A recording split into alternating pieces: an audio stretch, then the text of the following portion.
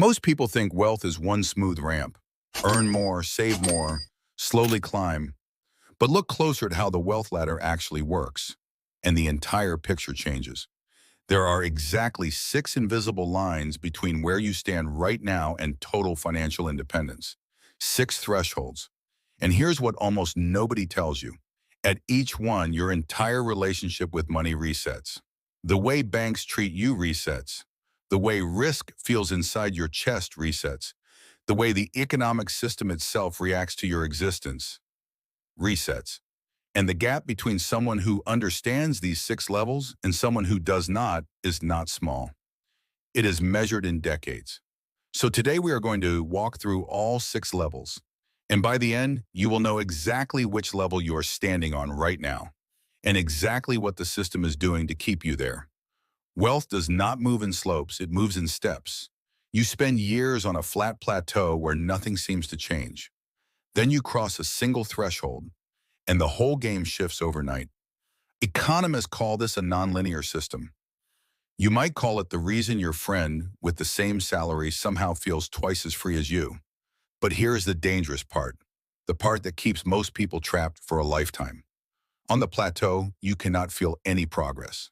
So you quit. You cash out the investment. You buy the thing you do not need.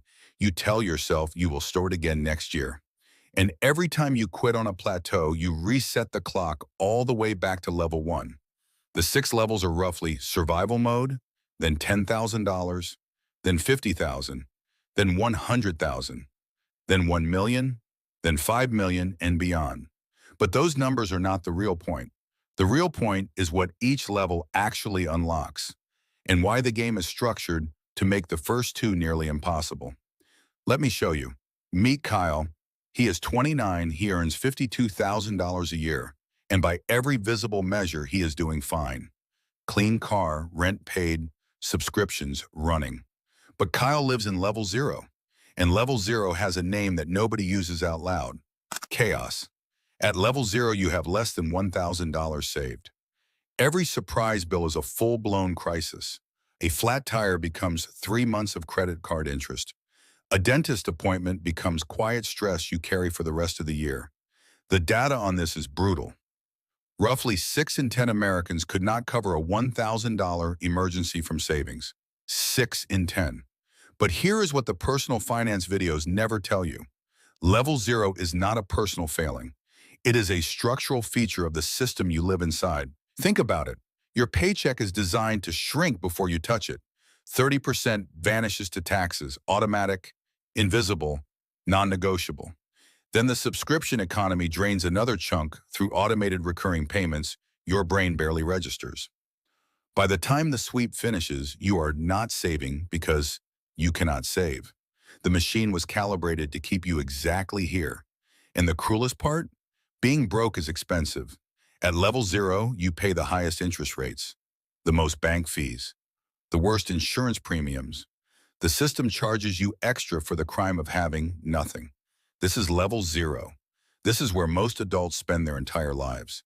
And if you are standing here right now, the next move is the most important financial decision you will ever make. Here is what nobody tells you about the first $10,000. It is not about the money at all. The very first thing $10,000 buys you is silence. Below that line, your brain runs a background panic loop 24 hours a day. Researchers have a name for this. They call it scarcity. And the studies are clear. Scarcity measurably lowers your decision quality. When you are broke, you literally think worse, through no fault of your own. Now watch what the buffer does in real life. When Kyle has $10,000 saved and an $800 car repair hits, he pays it and forgets about it by lunch. When someone still in level 0 has the exact same repair, they put it on a credit card at 24% interest. That $800 repair will quietly cost them close to $1,000 by the time it is paid off. Same event, same bill. One person absorbs it, the other finances it for a year. That single difference compounds across every surprise life throws at you. At $10,000, money stops being an emergency. It becomes a buffer. And the math to get here is brutally simple. If you can find $800 a month And most people can. They just spend it before it piles up. You reach $10,000 in about 12 months. But here is where the macro reality cuts in. You are not investing yet. Forget the stock tips, the crypto signals, the passive income influencer. At this level, you are doing something far more radical. You are building a wall between yourself and the system that was designed to keep you at zero. And pal, do not skip this step. People who chase hot investments before they have a cash buffer or almost always get forced to sell at the worst possible moment. One emergency wipes out the entire position. The system needs you to stay leveraged. The buffer is your first act of rebellion. This is the level most personal finance content skips entirely. Everyone talks about $10,000. Everyone talks about $100,000. But the stretch between them is the longest, flattest, most psychologically brutal plateau of your entire financial life. Welcome to level 2, the escape velocity zone. Here's what is actually happening here. At $50,000 invested, your money is finally starting to produce something real. A single normal market year can add $3,500 to $4,000, all on its own while you sleep. That is not life-changing yet. But it is the first moment your invisible employee shows up to work. And more importantly, something else changes here that has nothing to do with returns. At $50,000, the system starts treating you differently. Not because you are rich, because you stopped being a pure risk. The bank that charged you fees at level 0 now waives them. The credit card company that gave you 24% APR now offers you a better rate. You did nothing to deserve it except stop being a liability on their spreadsheet. The financial system is not a meritocracy. It is a pricing algorithm, and it prices your entire existence based on how much buffer you carry. But here is the trap that kills most people exactly here. This level is boring. It can take 3 to 5 years of nothing seeming to happen. No magic, no status upgrade, no visible prize, just the same automatic transfer, month after month after month. The people who win at level 2 are not smarter. They are just willing to stay boring for longer than everyone else. Charlie Munger, Warren Buffett's late business partner, said it as plainly as anyone ever has. The first $100,000 is a long, hard struggle for most people. Get it however you can, because after that, you can finally ease off the gas. Now think about why the first $100,000 would be harder than the second $100,000. The answer is the engine. At $10,000, your savings do all the heavy lifting. Your money contributes nothing. At $50,000, your money becomes a part-time assistant. But at $100,000, the math flips.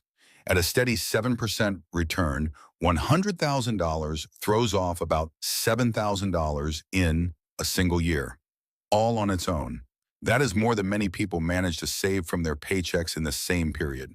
Your invisible employee is now outsaving the human version of you. This is the momentum reset. Below $100,000, you are pushing the boulder uphill alone. Above $100,000, the boulder starts rolling forward while you push. The work gets easier as the number gets bigger, which is the exact opposite of how most people assume wealth works. And at this level, the system's behavior toward you changes dramatically. The same loan that cost you 24% at level 0 now costs 6%. The doors that were locked are now opening. And it is not because you became more deserving. It is because you stopped being a profit center for the bank's risk pricing model. Money flows toward people who already have it. That is not a conspiracy theory. It is how risk is priced in the system you live inside. And once you understand that, the game becomes visible. $1 million does not make you rich. Let that land. $1 million does not make you rich. What it actually makes you is optional. There is a guideline in personal finance called the 4% rule. It says you can withdraw about 4% of your invested money every year, and your money should still last roughly 30 years. 4% of $1 million is $40,000 a year. For a huge number of households, that is a real livable income, appearing out of thin air, produced entirely by assets you already own. And that is the level 4 reset in one sentence. Work stops being something you are forced to do. It becomes something you choose. You do not even have to quit your job to feel this shift. The whole point is that your job transforms from a life sentence into a simple decision. You stay because you want to, or you leave because you finally can. But here is what nobody tells you about the $1 million level, and it is the most important warning in this entire video. The biggest danger at this level is not running out of money. The biggest threat is your own behavior. The market will crash. It always does. The people who lose are the ones who panic and sell at the bottom. At level 4, the enemy changes. At level 0, the enemy was chaos. At level 2, the enemy was boredom. At level 4, the enemy is your own panic, and the system is designed to trigger that panic. Headlines, alerts, friends telling you to sell, all of it engineered to make you flinch. The people who stay rich at this level are not the ones who pick the best stocks. They are the ones who train themselves to do nothing during the scariest headlines. For a very long time, $1 million was the cultural definition of being rich. That definition is now completely over. With people living longer in retirement and costs climbing every year, many financial planners now say you need closer to $5 million to feel genuinely secure. In plain terms, $5 million is the new $1 million. At a 4% withdrawal rate, $5 million produces $200,000 a year. That is not survival money.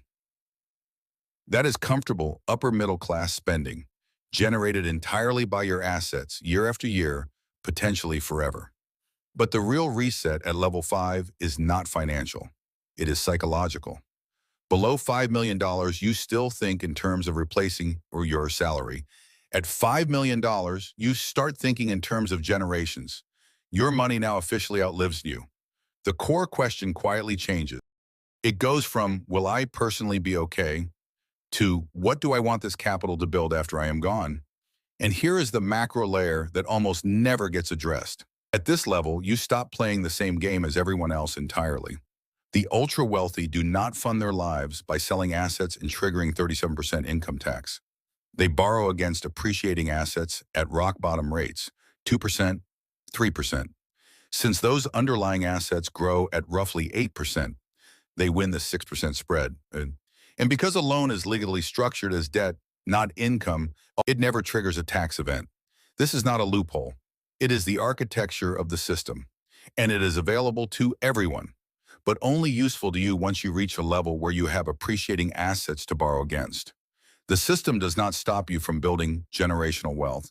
It simply rewards the people who understand the game at the level they are standing on. But there is one more level, one that almost no personal finance video mentions, and it is the most important one of all. Look very closely at what actually changed at each stage. At $10,000, the thing that changed was your stress. At $50,000, your relationship with the banking system. At $100,000, who was doing the work? You or your capital? At $1 million, whether your job was a free choice? At $5 million, your time horizon, stretching from your own life out to your legacy. The dollar amounts were never the real point. They were the price tags hanging on 6 completely different kinds of freedom. The 6th level is knowing the map itself. Understanding not just that these levels exist, but why they exist, who designed the rungs, and why the spacing between them keeps widening. Because here is the truth sitting underneath everything we have covered.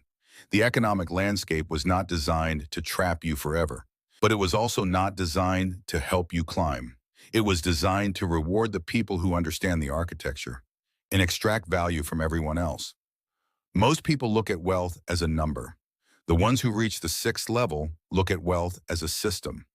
They stop asking how much and start asking, why is the ladder built this way? And what happens if I stop climbing on someone else's terms? The blueprint was never a secret. Most people are just looking in the wrong direction. So here is the one move right now, today. Picture your real number. No rounding up, no mental tricks, just the honest, raw balance. Then find it on the map of 6 levels we just walked. That single moment of honesty is where every climb actually begins. Not with a raise, not with a windfall, with knowing exactly where you stand and exactly which enemy that level is asking you to beat. At level 0, the enemy is chaos. At level 1, the enemy is discipline.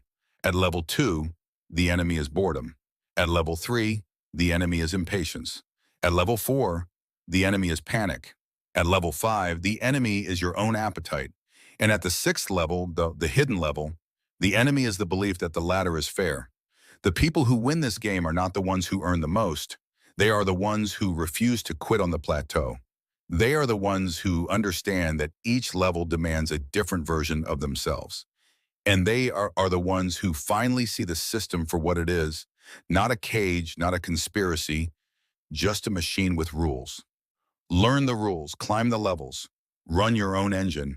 If this video showed you something about your money and your place in the system that you had not seen before, hit subscribe. Turn the numbers upside down. Step out of the machine entirely.